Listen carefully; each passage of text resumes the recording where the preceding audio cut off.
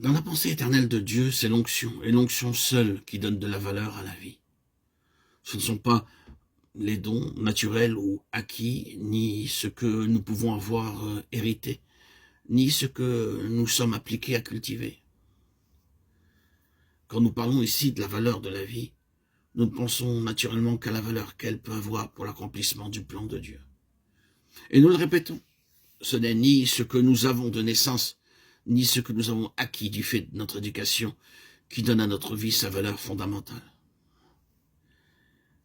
Quel que soit l'emploi que, par la suite, Dieu puisse faire de toutes ces choses, elle ne constitue jamais une base essentielle d'appréciation en ce qui concerne le prix qu'il attache à notre vie.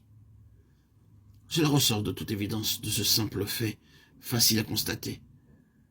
Quand il s'agit pour Dieu de réaliser quelques grands desseins, c'est bien souvent sur un homme ou une femme, dépourvu d'avantages naturels ou de privilèges acquis, qu'il a jeté les yeux et dont il s'est servi pour faire éclater sa puissance. Il est exact d'autre part que Dieu s'est aussi servi d'hommes et de femmes qui devaient beaucoup à leur naissance ou à leur éducation. Le fait donc que la chose soit vraie dans les deux cas montre bien qu'il doit y avoir un autre facteur. Cet autre facteur, c'est précisément l'onction. J'insiste donc, c'est l'onction qui donne de la valeur à la vie. Il faut que nous soyons clairs une fois pour toutes sur ce point essentiel. C'est très élémentaire, j'en conviens. Mais je ne peux pas me faire à l'idée que c'est là quelque chose qu'il suffit de mentionner en passant.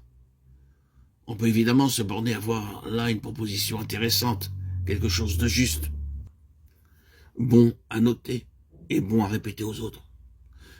Autre chose est d'avoir derrière soi, quand on parle, le creuset d'une expérience positive, le douloureux arrière-plan d'une histoire personnelle avec Dieu, qui a laissé dans notre vie son empreinte ineffaçable.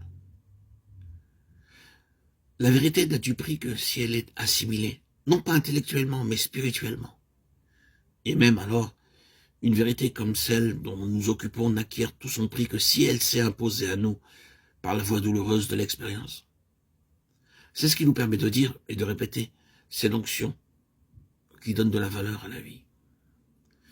Quand pour expliquer le succès relatif de son ministère, un serviteur de Dieu se met à faire état de ses dons naturels, des connaissances qu'il a acquises ou des capacités qui lui sont propres, il va au-devant d'un désastre. Tôt ou tard, ses yeux s'ouvriront à la tragique vanité de ces choses. Il se sentira perdre pied. Et la situation dans laquelle il se trouvera lui arrachera ce cri. Ah, si seulement je ne m'étais jamais mêlé de l'œuvre de Dieu. Mais l'inverse est vrai aussi, et c'est un fait pour lequel nous pouvons bénir Dieu. L'onction donne à la vie une valeur à laquelle elle n'aurait jamais pu atteindre et que rien d'autre n'aurait pu lui donner. L'onction confère des ressources qui dépassent en degrés et en nature tout ce que nous pouvons posséder de naissance ou hériter ou acquérir par les voies ordinaires.